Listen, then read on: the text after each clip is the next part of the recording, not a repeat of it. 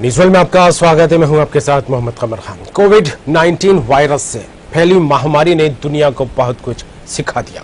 संक्रमण ने बता दिया अपनी सेहत का ध्यान कैसे रखना है, किन चीजों को अपनाना है और किसको नकारना है, तभी तंदुरुस्त रहा जा सकता है। लेकिन इस कोरोना संकट ने एक बड़ा संदेश ये भी दिया है कि आपको स्वस्थ रहना है तो पर्यावरण से रिश्ता मजबूत करना ही होगा। जी हाँ, आज पर्यावरण दिवस है और इस खास दिन पर्यावरण और हम को लेकर चर्चा करेंगे। और जिस तरह बात की जाए, हर साल 5 जून को विश्व पर्यावरण दिवस मनाया जाता है। विश्व पर्यावरण दिवस का उद्देश्य बढ़ते प्रदूषण स्तर और जलवायु परिवर्तन के कारण पर्यावरण को होने वाले खतरे के बारे में जागरूकता फैलाना है।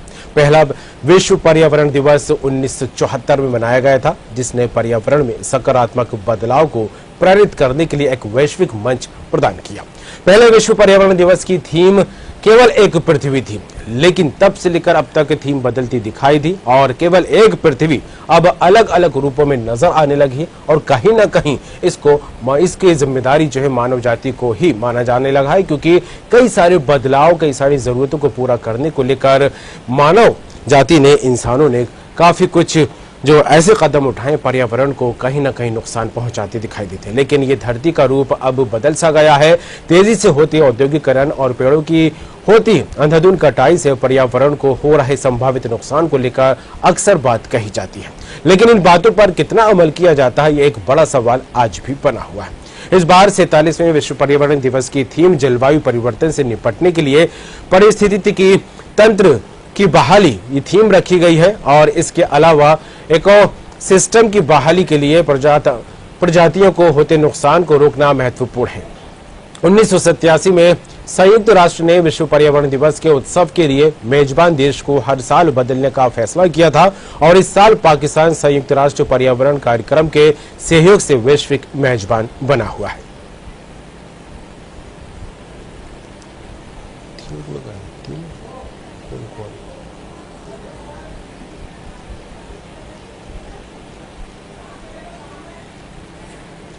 पर्यावरण और हम, इस पर चर्चा आगे बढ़ेंगे। हमारे साथ मेहमान जुड़ गए हैं। रमेश शर्मा जी हैं, एडिटर इन चीफ, आपका बहुत बहुत स्वागत है। और हमारे साथ रहेंगे वरिष्ठ पत्रकार खिलावन चंद्राकर जी, आपका भी बहुत बहुत स्वागत है।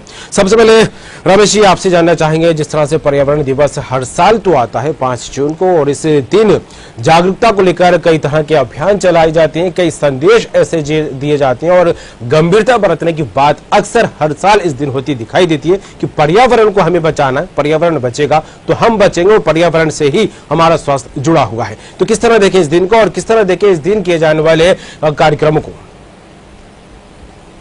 देखिए, मोटे तौर पर मुझे क्या लगता है कि हम पर्यावरण दिवस को ठीक उसी तरह मनाते हैं जैसे भारत में एक दिन नाग पंचमी मनाते हैं। एक दिन नागदेव को दूध पिलाया और बाकी साल भर जहां नागदेव मिले उनको डंडे से मार करके फेंकना। इसी तरीके से हम पर्यावरण दिवस मनाते हैं। एक दिन इसका उत्सव हो गया, बाकी 364 दिन हम पर्यावरण को नुकसान पहुंचाने का काम करते हैं। कहीं ना कहीं एक ये जो प्रचार हो गया है कि वृक्षारोपण बढ़ाइए, वृक्षारोपण बढ़ाइए, ये बात तो अच्छी है, लेकिन ये आधा सच है। पेड़ लगना चाहिए, जंगलों में पेड़ लगना चाहिए, पहाड़ों पर, लेकिन पहाड़ साफ हो रहे हैं, जंगल साफ हो रहे हैं, नदियां प्रदूषित हो रही हैं, तो नगरों में हम पेड़ लगाने का, कहीं कोई खुला मैदान दिख गया, कोई पार्क दिख गया, कोई स्मार्ट सिटी दिख गई, वहां हम पेड़ लगा करके अपनी खाना पूरी कर रहे हैं। मोटे तौर पर भारत जो जीवन था, सृष्टि के साथ जीवन, प्रकृति के साथ जीवन, कोई भी प्राणी, वो चींटी से लेकर हाथी तक, चाहे हम हो, उनको तो, प्राणी को तो छोड़ दीजिए, पर्वत भी अगर आप देखेंगे तो प्रकृति से दूर नहीं रह सकता। धरती के, सृष्टि के किसी कोने पर अगर कोई परमाणु विस्फोट होता है तो उसका असर पूरी की पूरी दुनिया में होता है।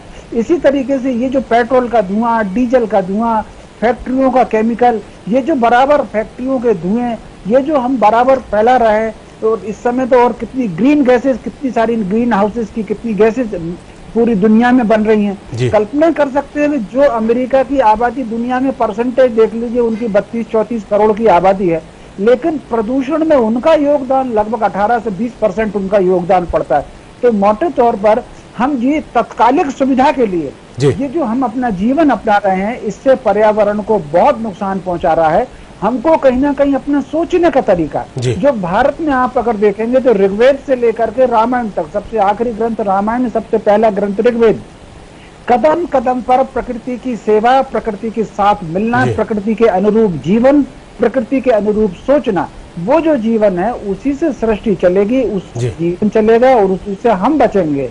तो हमको आज पर्यावरण दिवस पर यह संकल्प लेना है कि पेड़ हम लगाएं, वो तो बहुत अच्छी बात है, लेकिन हमारे कारण कहीं ना कहीं प्रदूषण हवा में ना फैले, प्रदूषण पानी में ना फैले, प्रदूषण अग्नि में ना फैले, प्रदूषण आकाश में ना फैले, ये हमको कोशिश करनी चाहिए। जी बिल्कुल, और इन्हीं कोशिशों को लेकर हर साल यही संदेश दिया जाता है कि पर्यावरण है तो हम हैं और हमसे जुड़ा है पर्यावरण, क्योंकि बिना पर्यावरण के हमारी जो है जीवन आसान नहीं है। और हमारे साथ जुड़े हुए खिलावन चंद्राकर जी, और इसके अलावा हमारे साथ जुड़ गई हैं अंशु गुप्ता जी, सामाजिक कार्यकर्ता। आपका भी बहुत बहुत स्वागत है अंशु जी। मैं आपका रुख करूंगा, लेकिन उससे पहले खिलावन चंद्राकर से बात कर लूं। खिलावन जी, जिस तरह से पर्यावरण दिवस को लेकर बड़ी बड़ी बातें कही जाती हैं, और खास करके रमेश जी ने भी ये बात कही है कि सिर्फ एक दिन हम औपचारिकता मात्र यहाँ पर दिखाते नजर आते हैं, साल के 364 दिन पर्यावरण में वो काम करते हैं जो पर्यावरण को काफी नुकसान पहुंचाते हैं और जिसका खामियाजा उल्टा हमको ही भुगतना पड़ता है। तो क्या कहें इसे लेकर?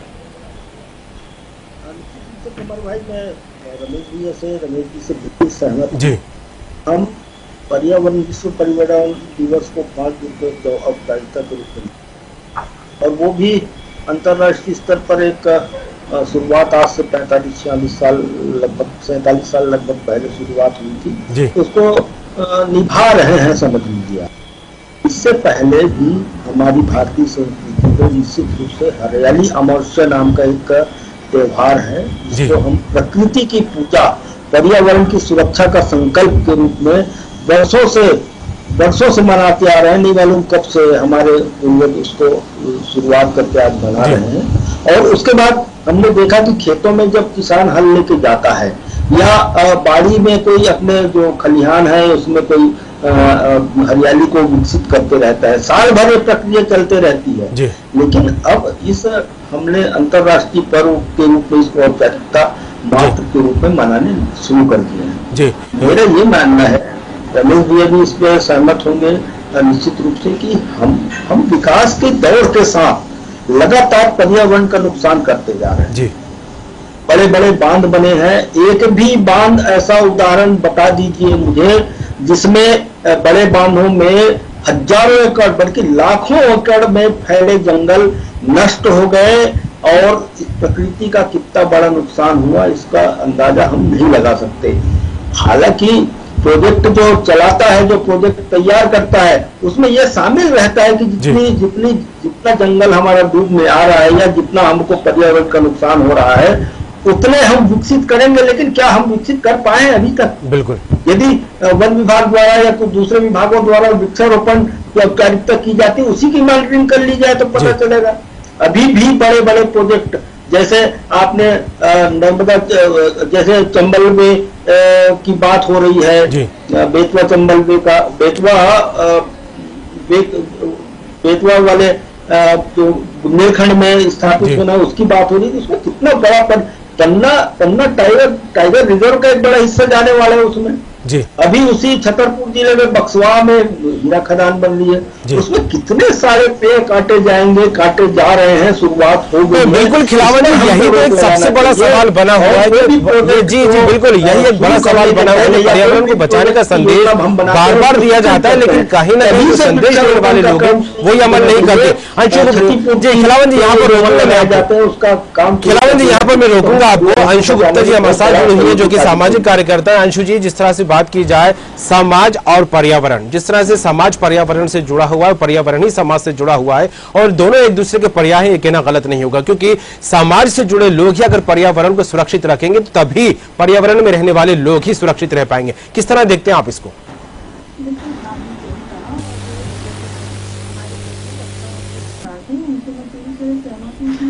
हमारी भारतीय संस्कृति ही इस चीज की बहुत बड़ा उदाहरण है कि हमारे हर चीज त्योहार देखिए पर्यावरण से जुड़े, हर चीज अपने पेड़ों की पूजा करते हैं, हमारी प्रकृति की पूजा करते हैं। और वेदों में तो प्रकृति को ही भगवान कहा गया है। भगवान मतलब जो हमको सब कुछ देने वाला, हर चीज समृद्धि देने वाला। तो यही वनस्पति है, यही जी चीजें हैं। तो इन सबको अगर हम देखें तो अगर हम इस प्रकृति को, इस एनवायरनमेंट को, इस वातावरण को, इस पर्यावरण को अगर नहीं संरक्षित कर पाए तो हम बहुत बड़ा अपनी आने वाली पीढ़ी, जो हमारी नेक्स्ट जनरेशन है, उसके लिए बहुत बड़ा एक संकट पैदा कर जाएंगे। और अभी इस दौरान आपने देखा, पैंडेमिक के दौरान भी आप देख रहे हो, जो महामारी का काल है उसमें सबसे ज्यादा जो त्राही मची है ऑक्सीजन की मची है। बिल्कुल। अगर हमारी वातावरण में शुद्धता होती और इस चीज को हम बहुत पहले से समझते होते कि हमारे स्वास्थ्य के लिए ये पेड़ कितने जरूरी हैं, बिल्कुल। तो आज वो जो भयावह स्थिति में कितने लोगों की जो जान गई वो नहीं, बहुत हद तक नहीं जाती। साथ ही मैं सरकार और प्रशासन से भी एक मेरा विरोध, और हमेशा मैं अपने विरोध खुलकर लिखती भी हूँ और प्रशासन तक पहुँचाती भी हूँ कि जब आपके कोई भी प्रोजेक्ट हैं, डेवलपमेंट बहुत जरूरी है, मानव जीवन के लिए डेवलपमेंट जरूरी है, उसके हम बिल्कुल विरोधी नहीं है, पर जो हमारी प्रकृति है, जो वातावरण है, हमारा जो पूरा पर्यावरण है, उसके लिए तो कहीं ना कहीं सीरियस नोट पे आप बहुत स्ट्रिक्टली इन चीजों का इम्प्लीमेंटेशन कीजिए। जैसे कि आप कभी मध्य प्रदेश की नहीं मैं बात करती हूँ, आप सिर्फ भोपाल की बात करें, भोपाल में जो कॉन्क्रीट जंगल उगता जा रहा है, बिल्कुल कहीं ना कहीं तो हमारे town and country planning department को ये समझना होगा कि जो बालकनी में 4 पेड़ लगाने से क्या हमारी हवा शुद्ध हो जाएगी, गमलों में 2 पेड़ लगाने से क्या हमारी हवा शुद्ध हो जाएगी। उसके लिए आपको जो भी नॉर्म्स के तहत जो धुएं की शिकायत होनी है, किस तरह से आपको पानी को शुद्धता के साथ, नालों की शुद्धता को, कनेक्टिविटी के साथ उस चीज को, ड्रेनेज सिस्टम को प्रॉपर करना, इन सारी को बहुत स्ट्रिक्ट कर देना चाहिए। दूसरे बिल्डर्स जो भी अभी कंस्ट्रक्शन चल रहा है, वहाँ आप ये देखेंगे कि कम से कम पेड़ है, जैसे कॉन्क्रीट का मोटा जाल दिखा दिया जाए, तो ये सारी चीज़ों को देखते हुए तो कहीं ना कहीं हमें चिंता बहुत बड़ी मन में आनी चाहिए कि बिल्डिंग का भी पर्यावरण संरक्षण दिवस नहीं होना चाहिए। आज पर्यावरण दिवस है और हम 2 पौधे लगाए, उसमें भी ये देखते हैं कि वो 2 पौधे कर पाए कि नहीं कर पाए। बिल्कुल बिल्कुल, यही अंशु जी, अक्सर सिर्फ ये बालकनी की बात नहीं या हमारे घर में जो गार्डन है उसको लेकर बात नहीं, वृक्ष रोपण को लेकर बड़े बड़े अभियान चलाए जाते हैं, वृक्ष रोपित कर दिए जाते हैं, पौधरोपित कर दिए जाते हैं, लेकिन पौधरोपण होने के बाद क्या वाकई उनकी मॉनिटरिंग होती है, वो सही तरीके से जो है ग्रोथ कर पा रहा है, नहीं कर पा रहा है, इसको लेकर वाकई ये कोई देखने वाला है या नहीं है, ये भी एक बड़ा सवाल बना हुआ है। रमेश शर्मा जी, आपका रुख करूंगा। जिस तरह से बात कही जा रही है, अंशु जी ने भी यही बात कही है कि हमारे समाज में विकास भी जरूरी है और जिस तरह से प्रकृति ने हमें कई सारी चीजें दी हैं उसको सहेज कर रखना भी हम सामाजिक लोगों की ही बड़ी सबसे बड़ी जिम्मेदारी है। लेकिन जिस तरह से विकास की जब बात आती है और जब आधुनिकता की बात आती है तो कहीं ना कहीं इस तरह देखा जाए तो औद्योगिकरण की जो नीति अपनाई जा रही है, क्योंकि विकास का एक बड़ा हिस्सा, और ऐसे में अंधाधुंध पेड़ों की कटाई की जा रही है, कंक्रीट के जंगल बिछाए जा रहे हैं, तो कहीं ना कहीं पर्यावरण को नुकसान तो होता यहाँ पर दिखाई दे रहा है और विकास जरूरी नहीं लगता कि विकास के साथ साथ एक ऐसी सोच के साथ आगे बढ़ना चाहिए जिससे पर्यावरण को भी नुकसान ना हो और जो समाज में लोग हों उनको भी किसी तरह की कोई परेशानी ना हो। और खासकर कि कोरोना काल चल रहा है और ऐसे में ऑक्सीजन और हवा की कितनी जरूरत है आज ये हर इंसान को समझ में आ गया है। क्या कहेंगे रमेश जी? देख, निश्चित रूप से ये बात आपने बिल्कुल सही, विकास का अर्थ जो है वो विनाश नहीं होता।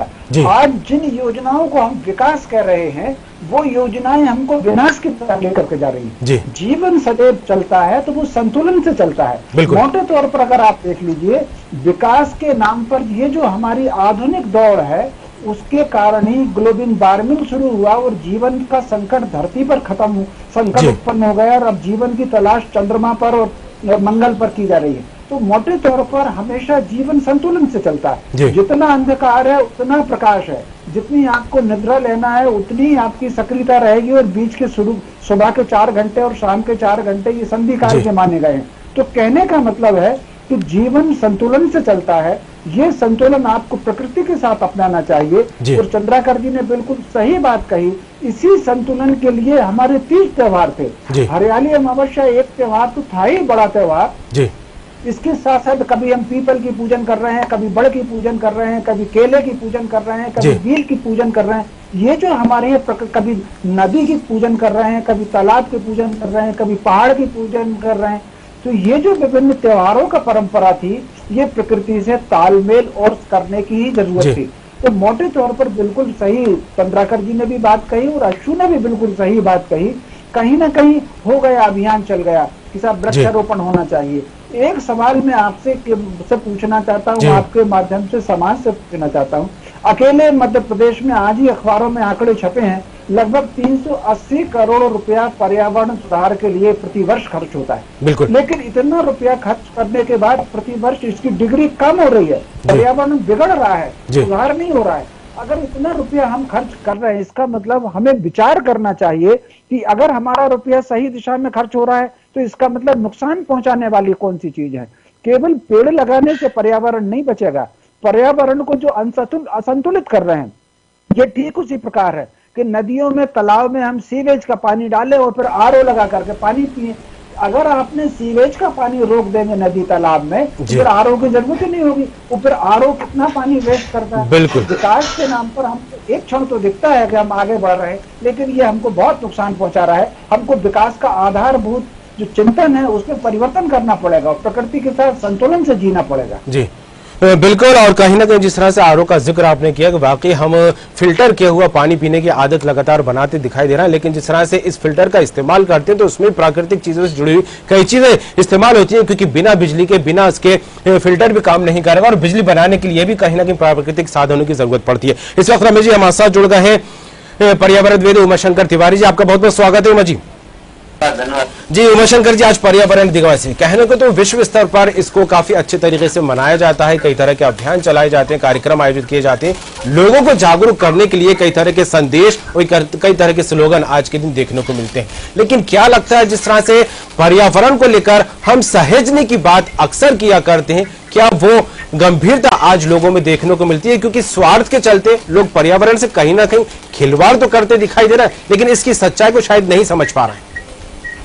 देखिए, आपने बहुत अच्छी बात कही और आपको ये जो संदेश वाली बात आपने बताई है जी, ये मैं वही कहूँगा, पर उपदेश कुशल बहु तेरे जी देखने के लिए बहुत अच्छे होते हैं, उससे मनन नहीं हो रहा। और 80% लोग जो पर्यावरण दिवस आया, 2 अक्टूबर को गांधी जयंती आई या महात्मा गांधी जयंती आई, ये सिर्फ हम उसी दिन का प्रतीक मान लेते हैं। और आज शासन लेवल पे, जनता के लेवल पे जो इससे जुड़े हुए संस्थाएं, इसके वजह से काम चल रहे हैं जिनके, वो, लेकिन पर्यावरण को लेकर गंभीरता नहीं आ रही। गंभीरता लाना पड़ेगी, तब हम लोग बच पाएंगे। हालांकि ये कोरोना ने इतना याद दिला दिया कि हमारे जीवन के लिए क्या जरूरी है और क्या नहीं। बिल्कुल।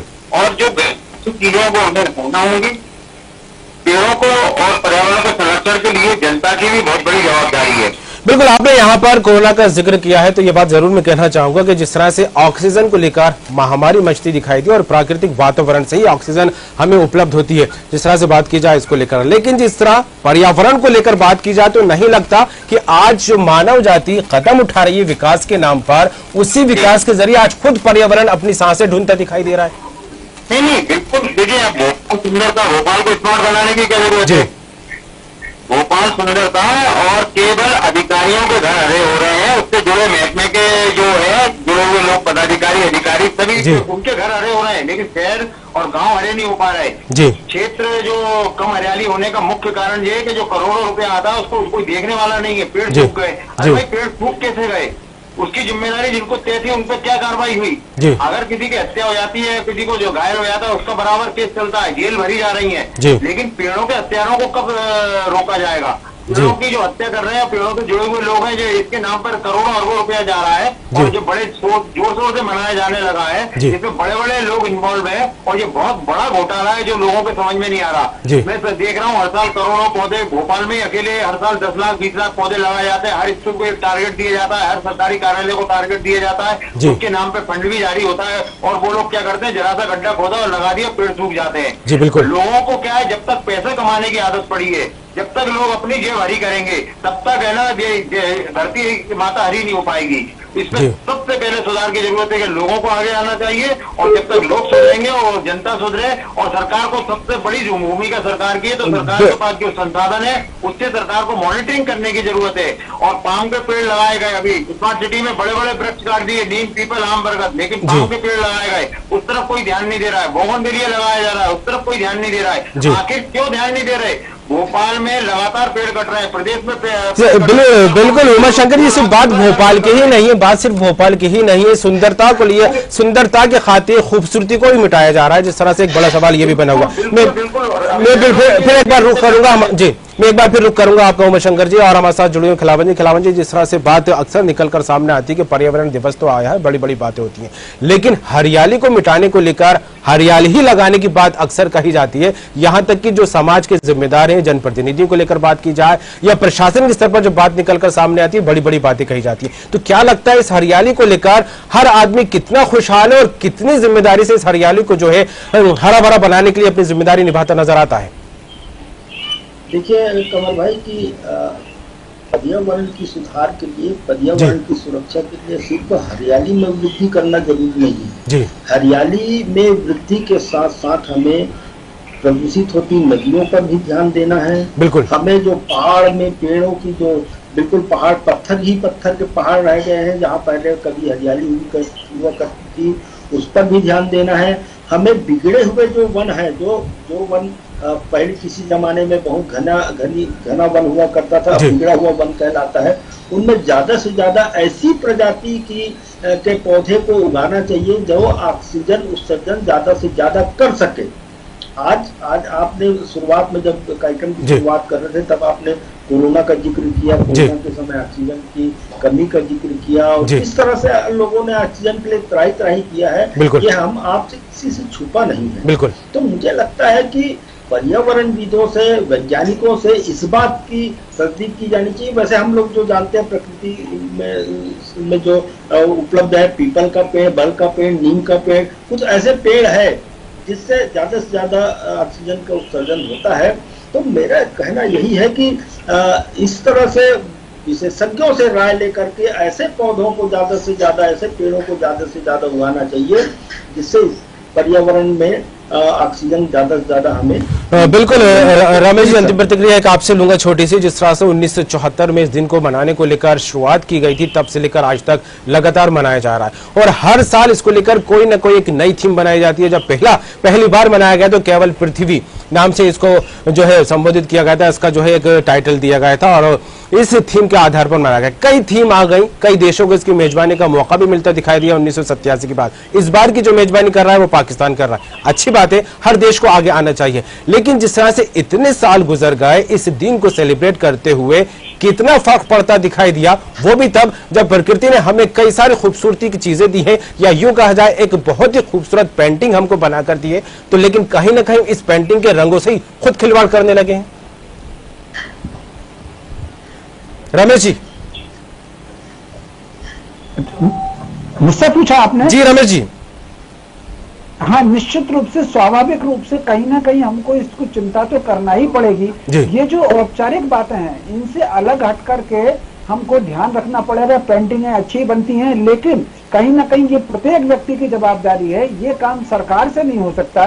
प्रत्येक व्यक्ति की जवाबदारी है वो अपना कदम इस तरीके से उठाए, इस तरीके से अपना कदम चले कि वो भी सुरक्षित रहे, प्रकृति सुरक्षित रहे। अगर प्रकृति सुरक्षित रहेगी तभी उसकी संतान और आगे आने वाली पीढ़ियां सुरक्षित रहेंगी। अगर उसके किसी कदम से प्रकृति सुरक्षित नहीं है तो मान करके चलिए कि हम आने वाली पीढ़ी के लिए मौत का रास्ता दे करके जा रहे हैं। ये आपने बिल्कुल ठीक कहा, इस तरफ सोचने की बहुत जरूरत। जी बिल्कुल, क्या कहेंगे उमाशंकर जी, क्योंकि जिस तरह से बात है जब पर्यावरण दिवस पर निकलकर सामने आती है, पर्यावरण को बचाने को लेकर हर कोई गंभीर होता दिखाई देता है, लेकिन इस दिन जैसे ही पर्यावरण की बात शुरू होती है तो कहीं ना कहीं ग्लोबल वार्मिंग की बात भी शुरू होने लगती है। तो क्या लगता है जलवायु परिवर्तन और ग्लोबल वार्मिंग दोनों एक दूसरे की देखा जाए तो एक ही चीज है या इनको अलग अलग देखा जाता है? देखिए, एक ही चीज मानता हूँ इसे मैं, और मैं आपसे बोलने ही वाला था, अक्सर आपने ये पूछ दिया। लोगों को अगर पेड़ लगा रहा है तो लोगों को पॉलिथीन बंद करना होगी, डिस्पोजल प्लास्टिक सामान बंद करना होगा जिससे हम भोजन वगैरह करते हैं। लोगों को बिल्कुल पटाखे बंद करना होंगे। हम 18 साल से बिल्कुल पटाखे नहीं चलाने दे रहे, हमसे जुड़े हुए ऐसे हजारों लोग जुड़ रहे हैं।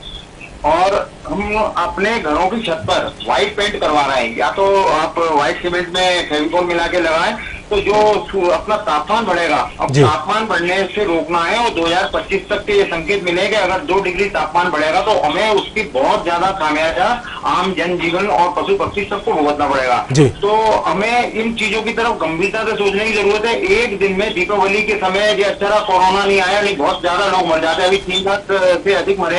अगर दीपावली के आसपास आया होता कोरोना की दूसरी लहर तो लाखों लोग और मर जाते, क्योंकि हम लोग 15 लाख करोड़ की ये पटाखे चला देते हैं, 75 लाख टन एक दिन में बारूद बर्बाद करते हैं। तो वो दिन गए जब हमें ये करना था। जनसंख्या बढ़ रही है, पेड़ घट रहे हैं और पर्यावरण को नुकसान प्रदूषण फैलाने वाले बहुत सारे साधन हैं। जी बिल्कुल उमा शंकर जी, जिस तरह बात की जाए न सिर्फ यहाँ पर दिवाली पे पटाखे जलाने को लेकर है, अन्य परंपराएं हमारी देश की ऐसी भी है जहाँ पर नदियों को परंपराओं का निर्वहन करने को लेकर गंदा किया जाता है, वहाँ पर प्रदूषण फैलाया जाता है। जी नदी, तालाब और पेड़ बिल्कुल को हमें बिल्कुल देवता मानकर उनके साथ काम करना है। उसमें सीवेज भी रोकना है, उसमें गंदा पानी रोकना है, उसमें जो भी मलमूत्र आता है, गंदी चीजें आ रही है, वो सब रोकना होंगे। बिल्कुल चारों ही मेहमान हमारे साथ विनायक परिहार, माफ कीजिएगा, उमाशंकर तिवारी जी पर्यावरणविद, जुड़ने के लिए आपका बहुत बहुत शुक्रिया। Ramesh Sharma ji editor in chief, आपका भी बहुत बहुत शुक्रिया। खिलावन चंद्राकर जी, आपका भी बहुत बहुत धन्यवाद। और समाज से भी हमारे साथ जुड़ी थी अंशु गुप्ता, आपका भी बहुत बहुत शुक्रिया। तो जिस तरह बात की जाए, जब पर्यावरण दिवस की बात आती है तो कहीं ना कहीं ग्लोबल वार्मिंग की बात भी निकलकर सामने आती है, और कहीं ना कहीं इन दोनों ही चीजों का जो रिश्ता है वो जलवायु परिवर्तन से है। और जब जलवायु परिवर्तन होगी तो इन दोनों ही चीजों को नुकसान होगा और इसका कहीं ना कहीं खामियाजा हमको खुद को भुगतना पड़ेगा। और जलवायु परिवर्तन जिस तरह से होता दिखाई दे रहा है उसके जिम्मेदार हम खुद हैं। जिस तरह से पृथ्वी की बात की जाए, जब प्रकृति ने हमें काफी सारी चीजें दी हैं तो इसके साथ खिलवाड़ हम करते दिखाई दे रहे हैं, सिर्फ अपने स्वार्थ के लिए, अपनी भलाई के लिए। इससे भी नकारा नहीं जा सकता कि विकास बेहद जरूरी है, लेकिन विकास को लेकर कुछ ऐसे बिंदु तैयार किए जाने चाहिए कि विकास हमें सहूलत तो दे, लेकिन पर्यावरण को नुकसान पहुंचाते हुए हमें किसी तरह की